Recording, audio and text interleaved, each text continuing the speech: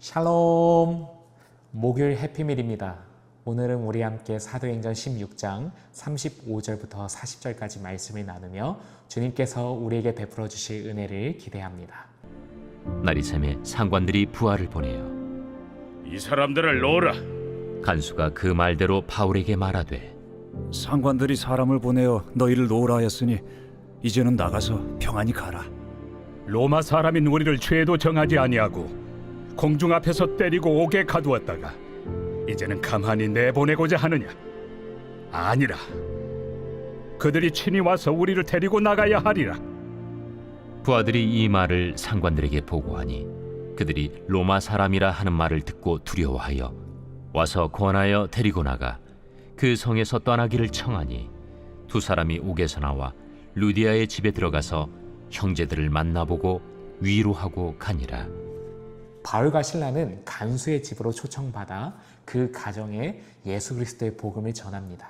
그리고 동이 트자마자 바울과 실라를 매질하고 또 옥에 가두라고 했던 상관들은 이젠 부하들을 시켜서 바울과 실라를 빨리 풀어주라고 명령합니다. 간밤에 감옥에서 있었던 놀라운 사건을 아마 보고받은 거 아니겠습니까? 굉장히 두려웠겠죠? 무서웠을 거예요. 그러니까 얼른 이들을 옥에서 내보내라고 일을 성급하게 동이 트자마자 진행하는 겁니다. 이에 간수가 상관의 명령을 받아서 두 사람에게 이제는 평안히 가라고 이야기합니다. 간수는 또 얼마나 기뻤을까요? 자신을 도와주고 또한 자신을 구원시켜준, 예수님을 믿게 해준 이 두 사람을 풀어줄 수 있으니까 너무나도 기뻐서 이젠 그들이 자유라고 이제 외치는 겁니다. 근데 이때 갑자기 바울이 자신이 누군지 그제서야 드러냅니다. 37절입니다. 바울이 이르되 로마 사람인 우리를 죄도 정하지 아니하고 공중 앞에서 때리고 옥에 가두었다가 이제는 가만히 내보내고자 하느냐?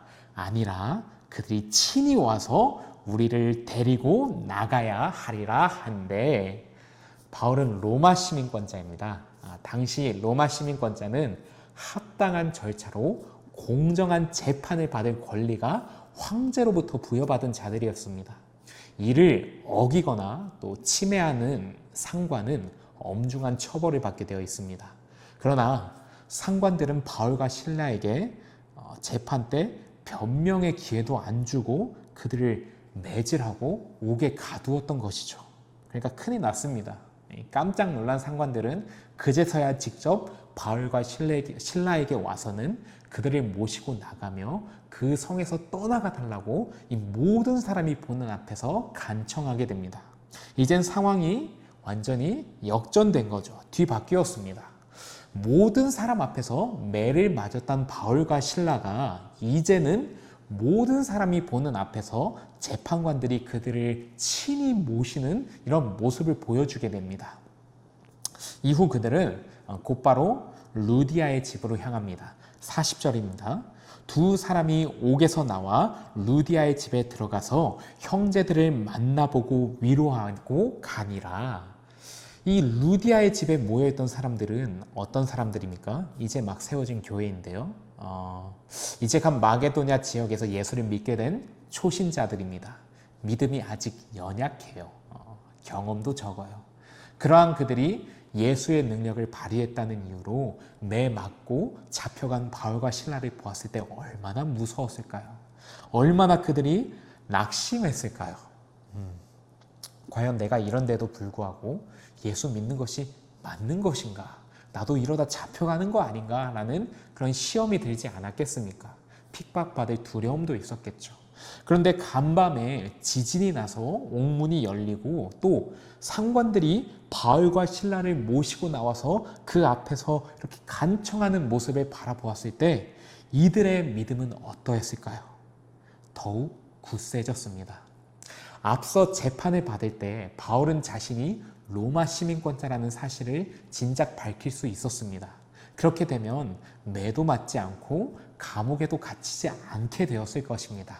하지만 이 매맞음과 감옥에 갇힘으로 말미암아 어떻게 되었습니까? 죄수들에게 하나님의 일하심을 보게 하였고요. 또 간수와 그의 가정이 구원받는 놀라운 사건이 일어나고, 또한 이 일을 통해서 믿음이 연약했던 이 마게도냐 빌립보의 초신자들, 그들의 믿음을 굳건하게 하는 그런 계기가 되었습니다. 무엇보다도 하나님의 역사하심과 하나님의 영광이 이곳에 드러났습니다. 우리에겐 정말 주님의 인도하심과 주님께서 주신 지혜가 그래서 너무나도 필요합니다. 하나님의 백성은 각자에게 주어진 사명을 감당하다가 이런 억울한 일을 당할 때가 반드시 있습니다. 그러나 복음을 전파하다가 이 억울한 일을 당하면 즉시 항의하는 것보다는 상황이, 오늘 본문을 보았을 땐 상황이 어느 정도 진정된 다음에 조용히 문제를 제기하는 것이 지혜로움을 오늘 말씀을 통해서 우리는 깨닫습니다. 잠언 25장 11절에선 이렇게 말씀합니다. 경우에 합당한 말은 아로 새긴 은 쟁반의 금 사관이라. 생각나는 대로 말하는 것이 아니라 상황에 맞는 말을 할 수 있도록 주님께서 우리의 생각과 마음과 입술을 주관해 주시길 간절히 소망합니다. 우리 이 시간에는 오늘 하루 선한 영향력을 끼치기 위해 결단과 적용 내리는 시간 갖도록 하겠습니다. 먼저 첫 번째는요, 곧바로 문제 제기를 하시는 편입니까? 아니면 상황이 진정될 때까지 기다리시는 편입니까? 우리에겐 참고 인내해야 할 때도 있지만 반대로 곧바로 문제를 해결해야 할 때도 있습니다. 주님께서 주시는 지혜로 해야 할 말과 가야 할 길을 올바로 선택하시길 소망합니다. 이 시간 함께 기도드리겠습니다. 하나님 아버지 감사합니다. 주님, 우리가 살아가다 보면 우리가 예상치 못한 상황을 마주할 때가 참 많습니다. 그럴 때마다 정말 말씀의 지혜가 절실합니다. 우리의 마음과 생각과 입술을 주관하여 주시옵소서. 때에 따른 말과 행동을 할 수 있도록 지혜를 더하여 주시옵소서. 감사드리옵고 예수님의 이름으로 기도드립니다. 아멘.